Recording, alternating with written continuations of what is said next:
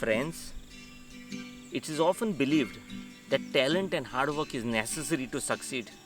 Yet, why is it that despite being talented and hardworking, some aren't successful? You may be highly qualified, very talented, and have a brilliant business idea, yet doors can remain firmly shut if you knock on the wrong door.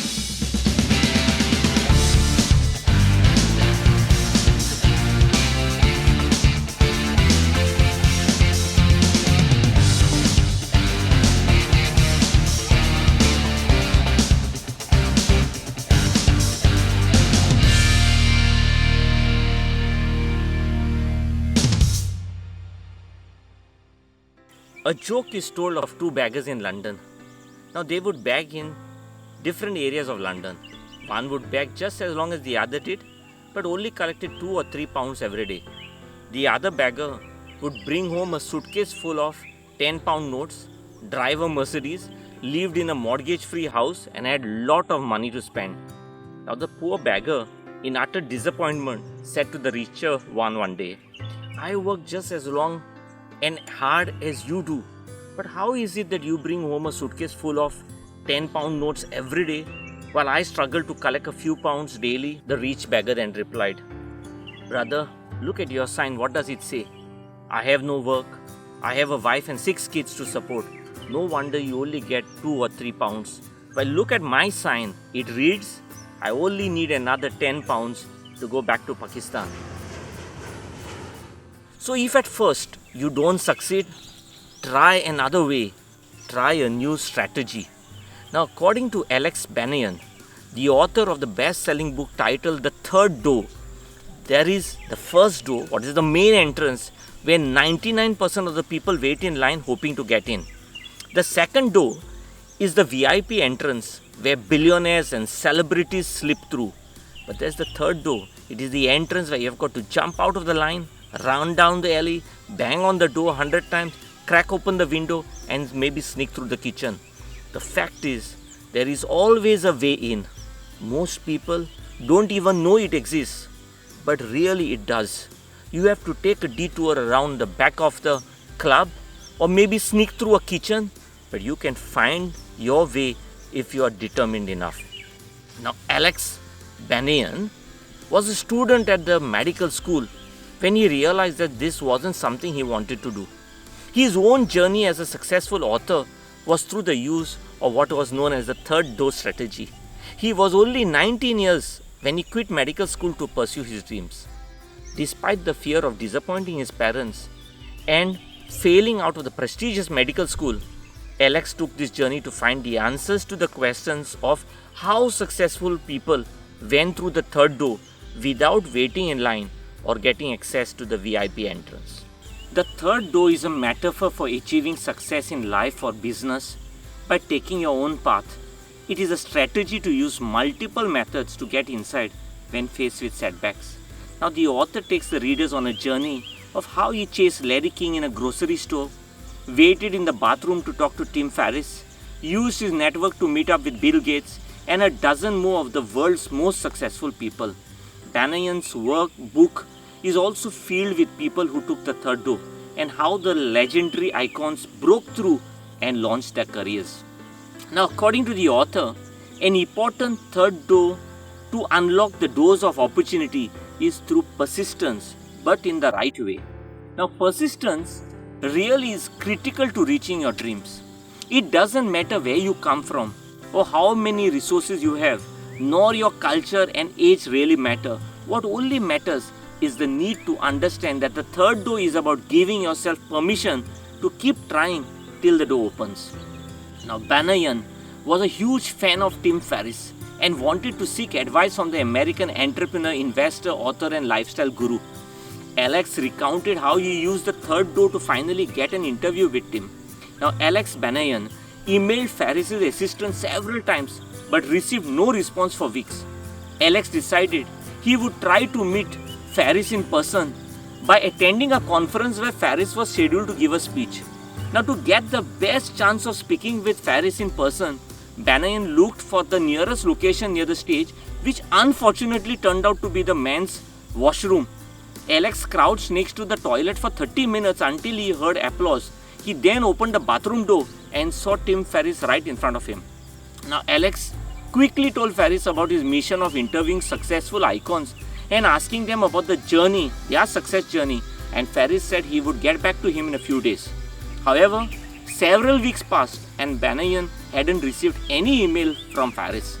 He kept writing emails after emails, sending a total of 31 emails. And when his brief emails didn't get response, he tried sending a 9-paragraph message. Yet, no matter how thoughtfully he tried to word his message, they just fell flat.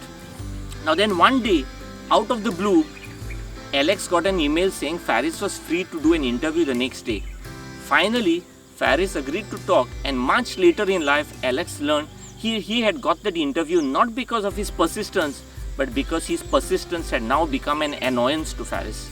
Now, Ferriss himself shared with the author how he was able to get his foot in the door with a startup by being persistent and using the third door strategy. They turned him down for a job 12 times. Finally, he called, said he was in that area and wanted to stop by. But in reality, he wasn't. When the CEO agreed, Ferriss had to take a flight across the country to make that casual drop-by happen. This landed him the job.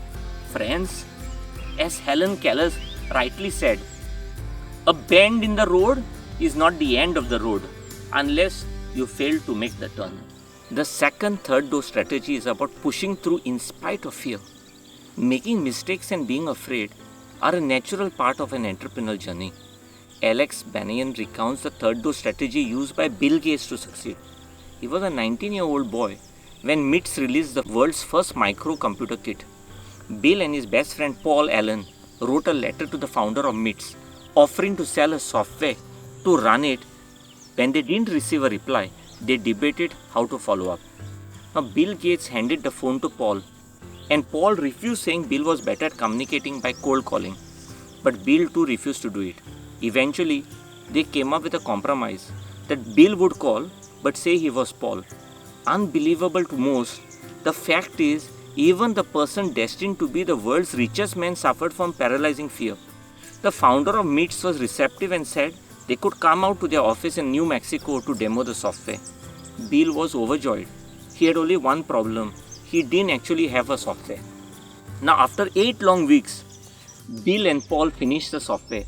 And when Paul arrived at MITS headquarters, he took a breath, loaded it, and luckily it worked.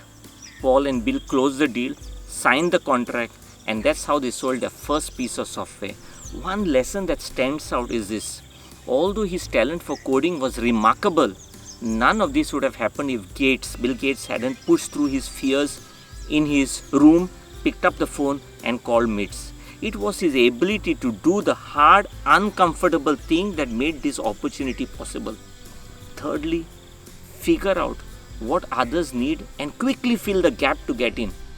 Now, according to Alex, when Warren Buffett finished undergraduate, he was working as a stockbroker. Though nearly every time Buffett tried to get a meeting with the business persons in Omaha, he was turned down. No one wanted to meet with a young guy with no credibility trying to sell them stocks. So Warren Buffett changed his approach.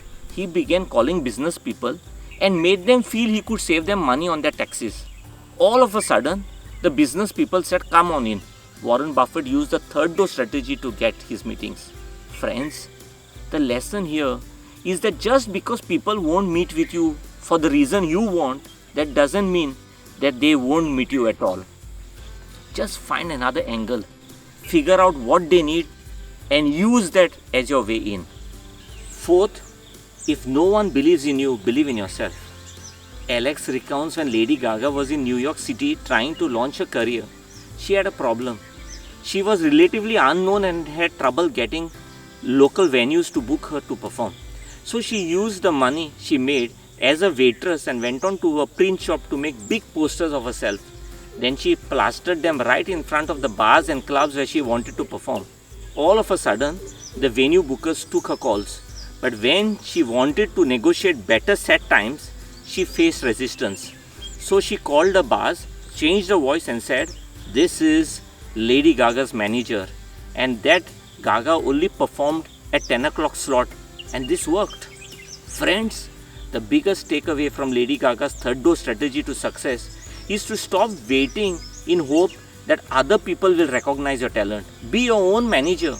Be your own promoter. Stop waiting for someone to choose you and start choosing yourself. Friends, everyone has the power to make little choices that can alter their lives forever. You can either choose to continue waiting in line for the first door, or you can choose to jump out of the line, run down the alley and take the third door.